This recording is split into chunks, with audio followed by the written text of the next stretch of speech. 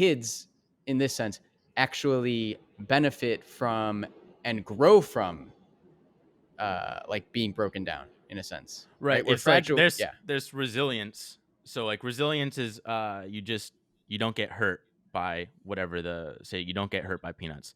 But not only that, but you get stronger.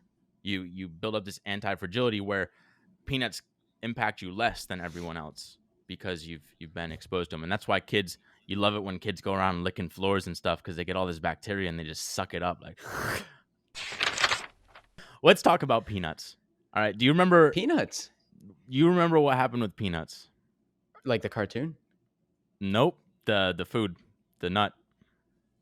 when the planter peanut died like last year. I guess you didn't reread the book. That's what happens, folks. Their All marketing right. team killed the planter peanut last year, and he had like a baby or something. All right. That's not what I'm talking about. Here's what killed the planter peanut. Schools having on their walls, no peanuts Okay. allowed. Yes. Absolutely everyone banning peanuts, maybe on airplanes too. You're like, oh, sorry, this is a peanut-free plane. Like even dust in the air is going to kill this dude, which is fair. But how did we get to the point where this peanut allergy just goes through the roof? And it connects to anti-fragility because people didn't used to have peanut allergies because we didn't ban peanuts. We thought like Not they didn't have them. They were much rarer. Yeah. It went from like whatever 3% to 17% Yeah. in terms of rates at risk people. But it's this whole peanut allergy and allergies in general. It came from just us trying to protect people from the original cause, and then it ends up making it worse, I should say. So anti-fragility, I know that was kind of confusing, but it's basically like we're trying to do good by protecting kids. Wait, I think you missed the point. All right. No, you didn't miss the point. I just don't think you said it. That there's actually that causation doesn't hold up when it comes to peanut allergies. Kids eating peanuts is actually what allows them to build the proteins to fight those allergens in the future. Right. The immune system is the anti-fragility. Right. Basic and anti-fragility being like kids in this sense actually benefit from and grow from like being broken down in a sense. Right. We're It's fragile. like Yeah. there's resilience. So like resilience is you don't get hurt by whatever you don't get hurt by peanuts. But not only that, but you get stronger. You build up this anti-fragility where peanuts impact you less than everyone else because you've been exposed to them. And that's why kids, you love it when kids go around licking floors and stuff because they get all this bacteria and they just suck it up like it's all in there, baby. And so now you can fight it. Here's an interesting one really quick because I have this thing called inflammatory bowel disease, right? And it's basically inflammation somewhere in your digestive tract. And for me, it's in the large intestine, and it's largely present in the first world. It's kind of the same thing as peanuts. Why is that? It's because we're so clean. Especially like me, like you have to lick floors at some point to build. You up weren't a these floor things. licker, boy. I wasn't a floor licker. Get down. It's never too late. I wasn't Gotta a floor get licker. And so if you look at that data, it's like this not only is a first world developed nation disease, but it's going like this as we get more and more clean.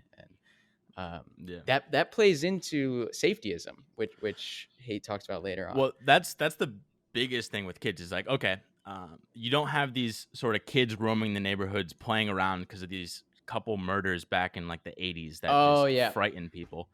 And now, I mean, my dad talks about stories of him hitchhiking to New Hampshire, or I even did this in Argentina. I was hitchhiking around Patagonia, just whatever, like literally just thumb up on the side of the road for hours on end. But people wouldn't do that. Like that's frightening to parents these days. Right. Because of the onset of, it was like cable news and what later became like 24/7 media, right? It was that that kid that was kidnapped from Sears, I think in the 80s. Yeah. That started playing out in everybody's head. And what Haidt says is like the world today is safer than it's ever been. Right. it doesn't look that way online. And so that's kind of how we got here. There's what is it? The Better Nature of Our Angels or something like that. There's a good What? book on this. How like people just become accustomed to the safer world, and that's their new norm, and they just forget how far we've come and how much safer it is, even in the last couple decades. So, yeah, safetyism. That's the big concept people aren't playing out. I actually watched a video of this school in New Zealand where they have no supervisors at recess. They just let the kids run wild, and it's like our only rule is don't kill another fucking kid. Like literally the only rule, and they're climbing on trees, they're breaking their arms on scooters. It's crazy. But then I look at my middle school, which is the most important years arguably, and I was playing with my friends. I remember Jack Hall, shout out to Jack if he ever listens to this. We're just playing, busting each other, and there's this thing called gobbling. I don't know if you you remember that. Didn't have I think gobble? It was called something else here, but kind of gross. It's just something weird that 6-year-old boys did. You're just grabbing other boys' sacks. I mean, you're both the same.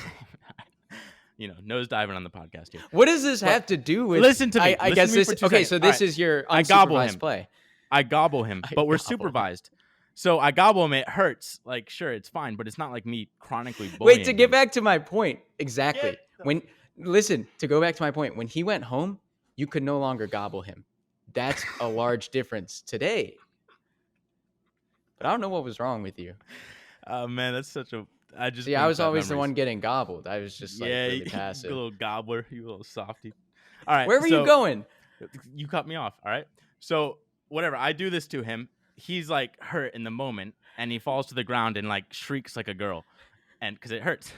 And over comes the aide running, and she's like, "What happened? What happened?" And I'm like, "Jack, I swear if you tattletale on me right now." He looks at me. I look at him, and he turns to her, and he's like, I don't know if he said gobbled, but he grabbed my balls and pulled me. And boom, into the detention. I got suspended 2 days for that. Just because I was hanging out with my friend and like, whatever. Okay. What's the thesis there? My point is like, they don't let kids play and just have fun and find out where the boundaries are. So instead I get suspended, and I think playing around is terrible. And like, that's just the worst thing in the world. So yeah, you took that. Short. That's like, that's certainly one extreme of unsupervised play. But regardless, parents are helicoptering around just watching their kids 24/7. That's the main issue. There's no freedom. It's not like the 1950s when there were so many kids out there you couldn't keep track of them. You just let them loose. David's back just talking about gobbling in the chat. You got to get out of the chat. Right. So where kids used to fend for themselves, and my dad tells these, like your dad, just my mom too, like these crazy stories of the things they did before the lights went down when they were kids, before this thing happened at Sears when they were kids, I was going to say before Ted Bundy. I wonder if that's related. I'm sure it is, right? For college kids, because it was college. Yeah, exactly. So adults become moderators largely. I want to mention this too, because this podcast, another good podcast, it's called How to Become Batman by Invisibilia. Someone recommended it as the best podcast all time. But it talks about this, and this kid was born blind. And being born blind, everyone's so worried. They're like, oh my God, he's going to have the worst time in the world. Like, it's so dangerous for him. I know where you're going with this. His mom was like, yeah, you don't need to baby this kid. Let him figure it out. She'd throw him in the backyard. He'd climb trees. He'd fall out of trees. He'd try and ride his bike. He'd crash his bike. But eventually he learned through echolocation how to navigate the world. And so he's a blind person functioning like a real person, like a whatever, capable person. And other blind people have to be walked everywhere, and they need sticks and dogs and stuff to help. But he never needed that because he wasn't coddled. He wasn't babied.